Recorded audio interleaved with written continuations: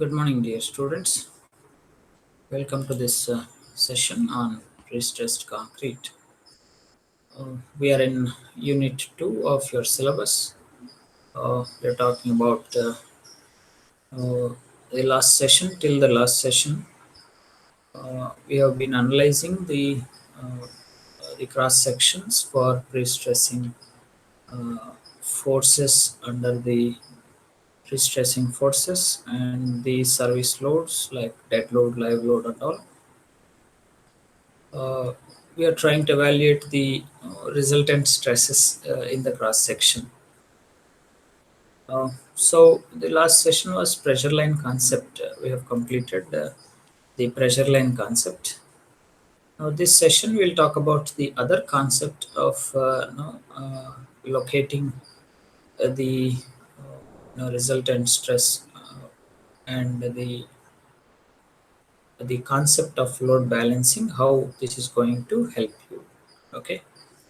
Right. So the other concept that we have in the analysis of pre-stressing members is load balancing concept. Okay, let us see what it is. So the transverse component of the cable force balances the external loads by selecting the suitable cable profile in a pre-stressed concrete member.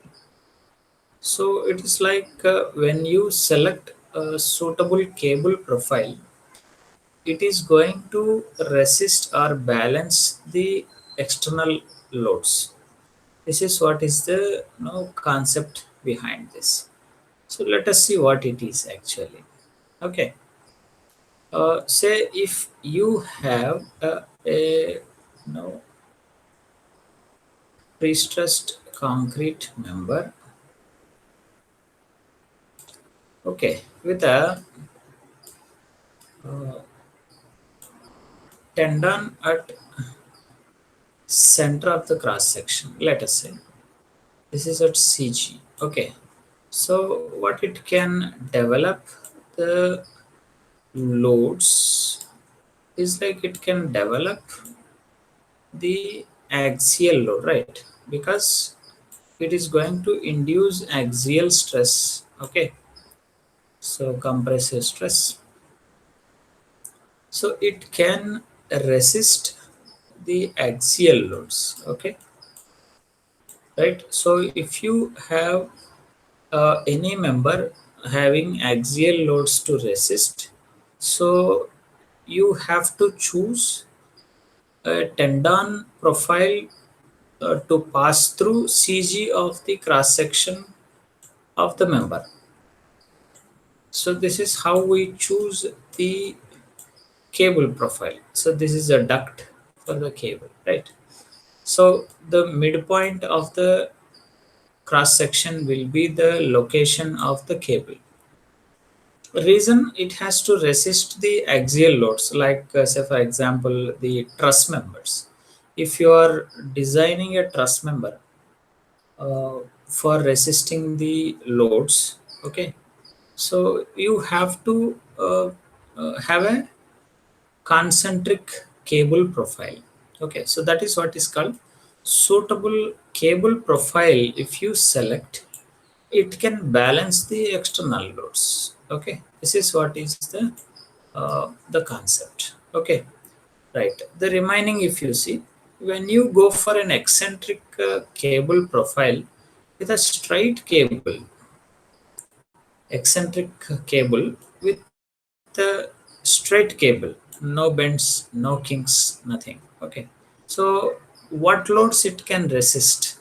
So what it can cause is the bending moment at the end. Okay, right. So equivalent loading for this is like this, right? So it can resist uh, pure bending moment. Okay, so when you have a beam having a pure bending moment, okay, pure bending moment coming onto the cross section, so you have to pre-stress the member by an eccentric straight cable. This is the concept of load balance. Okay, so how much load or how much pre-stress you have to apply? This is like bending moment is equal to P into E. Okay, so that you can get it P value, that is M by E. And what is bending moment is ML square by 8 EI is the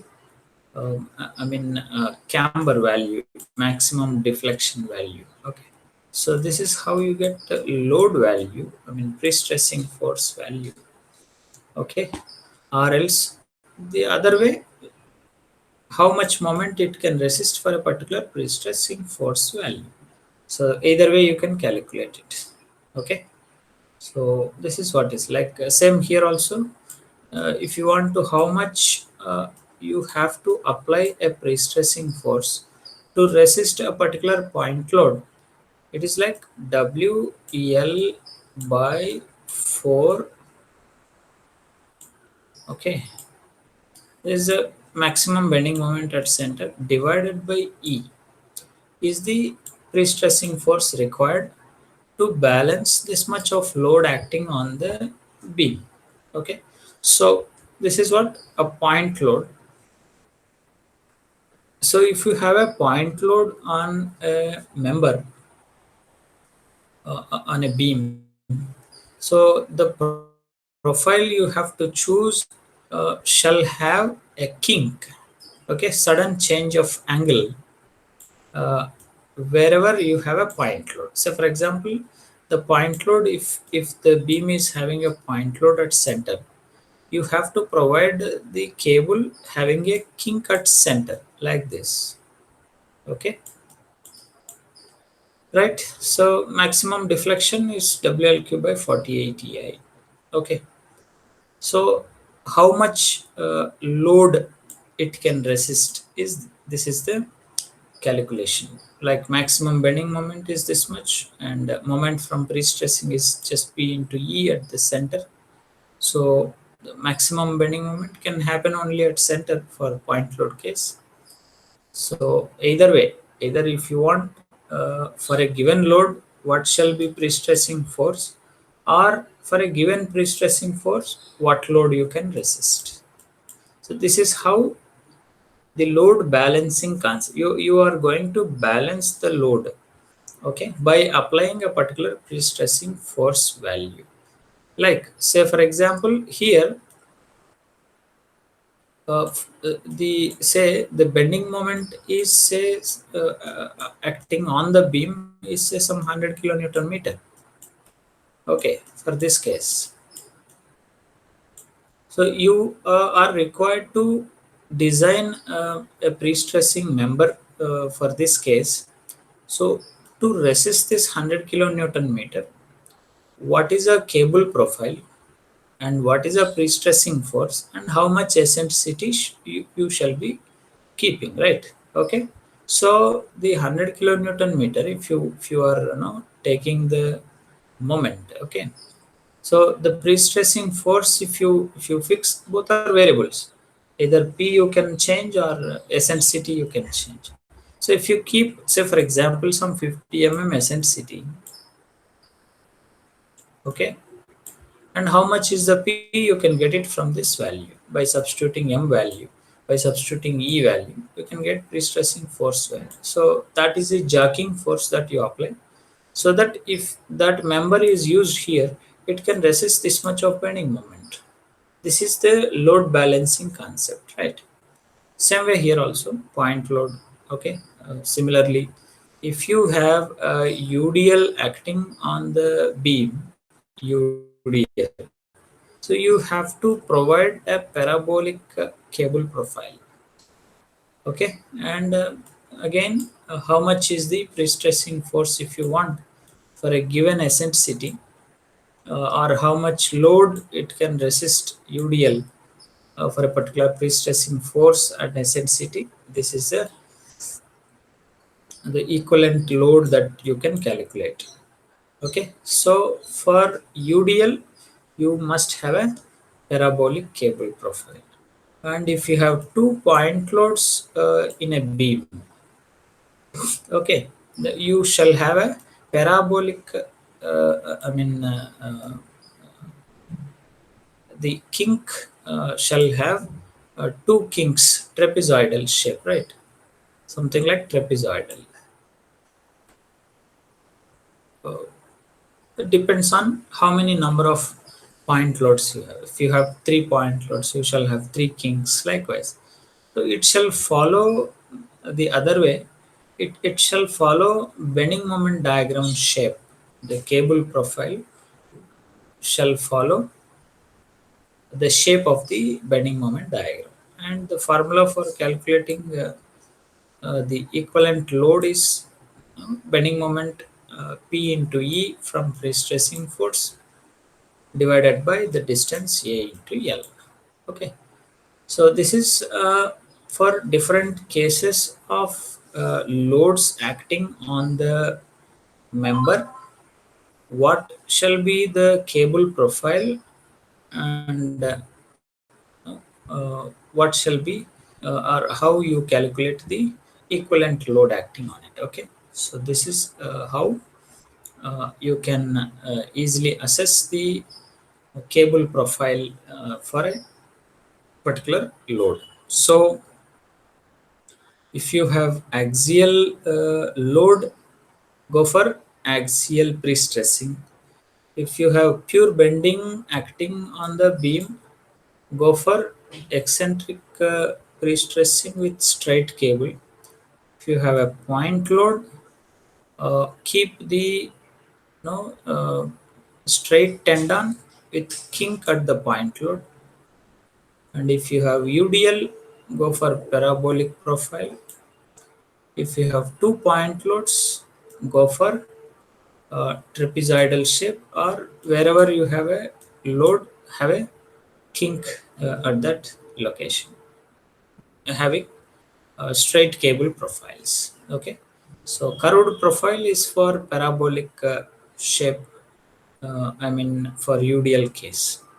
So this is what is being kept in this slide. The type of reaction of the cable on a concrete member depends upon shape of the cable profile. Okay, so type of reaction of the cable. So for example, axial concentric cable will have axial load. Reaction is axial load. Okay, concentric for a concentric cable, what is the reaction? If the cable is at center, what is the reaction? Reaction is a point load. I mean axial load. Okay, if the cable is like not triangular shape, like having a kink, what is the reaction? Is like a point load at the kink. Likewise, if you have a parabola, what is the reaction? Is UDL. Okay, straight portions of the cable do not induce any reactions except at the ends.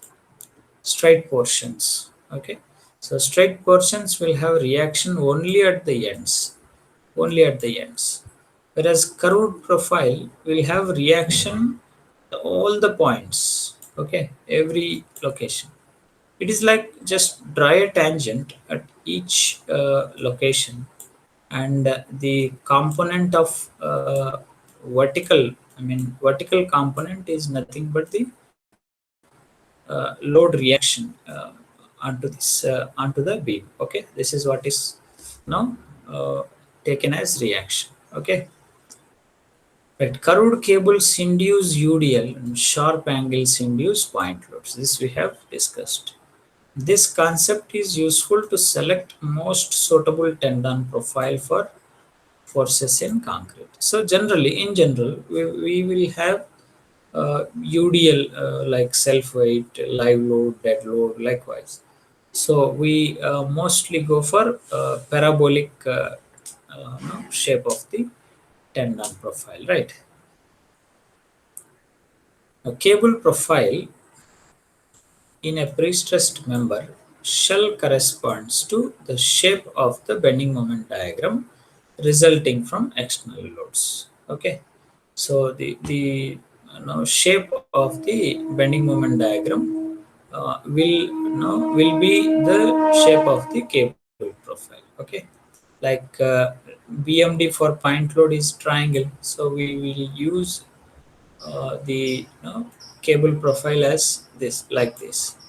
The BMD for UDL is parabola, and we will use parabolic cable profile. Likewise, okay. If the beam supports two point loads, the cable profile should follow trapezoidal profile. If the beam supports UDL, profile should follow parabolic. Likewise, if the beam has a single point load, it has triangular shape.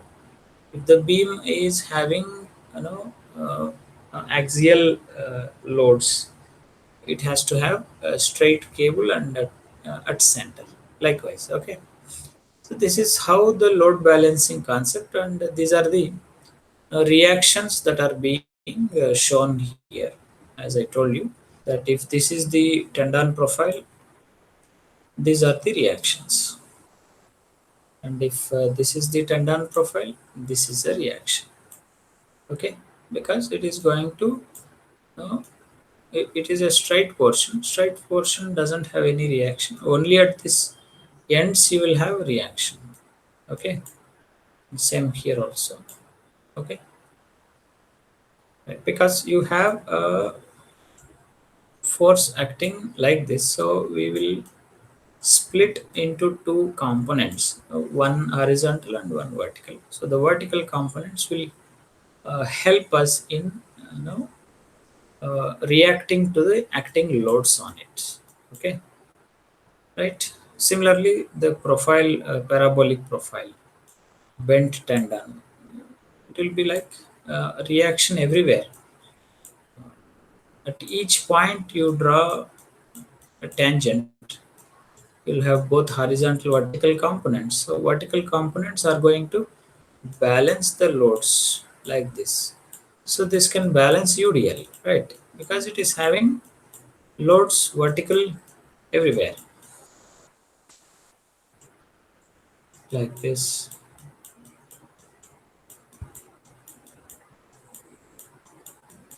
Okay, so these are like for a particular cable profile, how the reaction of the cable is. Okay, so this is the load balancing concept. Uh, uh, how this is going to be used, and how we will solve the how we will apply this load balancing concept, we'll take up in the next session, right? So just go through this concept. It's very simple. The main idea is that the what load the member is going to resist, and accordingly how you choose the tendon profile.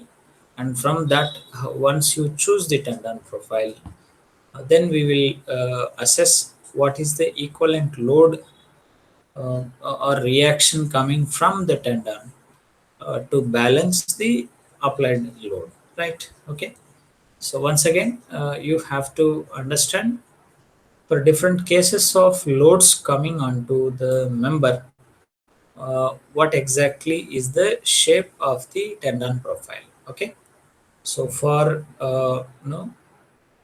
axial loads, the tendon should be concentrical and straight. For pure bending case, the tendon should be straight and eccentric. If you have a point load acting on the member, then you shall have a straight profile with the kink at the location of point load. And if you have UDL, you shall have a parabolic profile. If you have a number of point loads acting on the member, you shall have straight profile with the kinks at each and every point load, right? So that is shown in the reactions also. Okay, so this is how the load balancing concept works, and we will see the example in the next session to follow, right? So keep preparing for your notes accordingly, using this lecture, and as well as the other reliable material available with you. Okay, right, thank you.